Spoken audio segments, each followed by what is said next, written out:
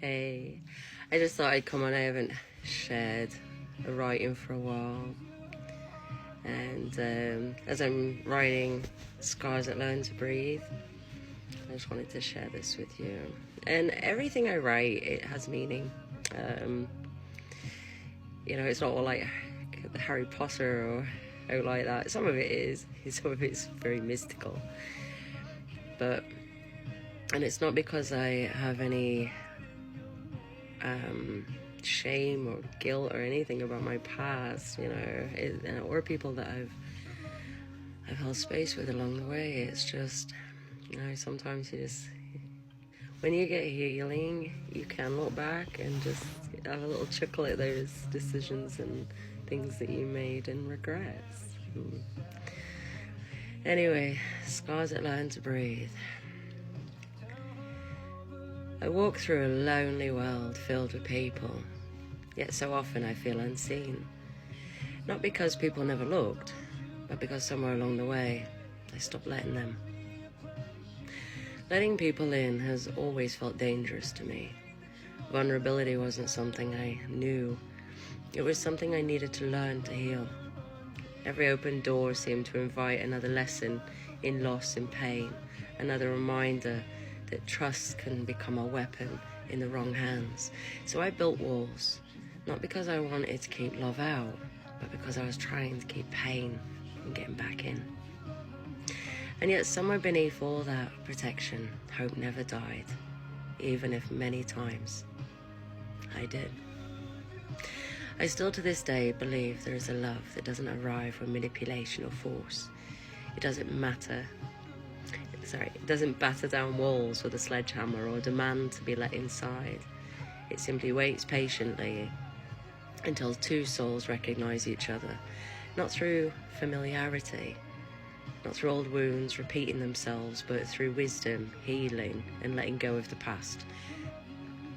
They are not my memories, my fortress built by them for me.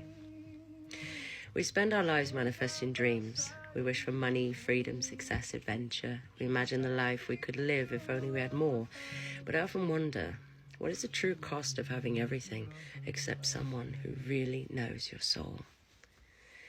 Love is the greatest power I've ever encountered, and perhaps the most misunderstood. We chase it, write songs about it, lose ourselves searching for it. Yet so few of us stop long enough to ask what it really is. Maybe that's because once we begin to understand its depth, we also begin to understand its power. And real power asks us to become vulnerable. And what is that?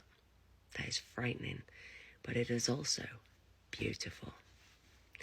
This book is not about perfect healing. It's about scars. Not the kind that harden until they become armor, but the kind that still breathe. The places I have been, the people I have loved, the wounds I have carried, the moments that almost broke me. My hope has never been that my scars would disappear. My hope is that they would learn to breathe, because breathing means they are alive, and if they're alive, then so am I. So, I must have... I've got about 3 books on the go still, and because they're all gradual. They're all the one I've just recently released, The Great Investigation, is because that's what I do. I do that with clients. I do that with myself. I investigate. I want to know where it came from. Where did I learn that from? All these different questions. There's 21 chapters in that book, and it's a workbook. It's so you don't have to spend like 21 hours or double that actually working with somebody when you can work through yourself.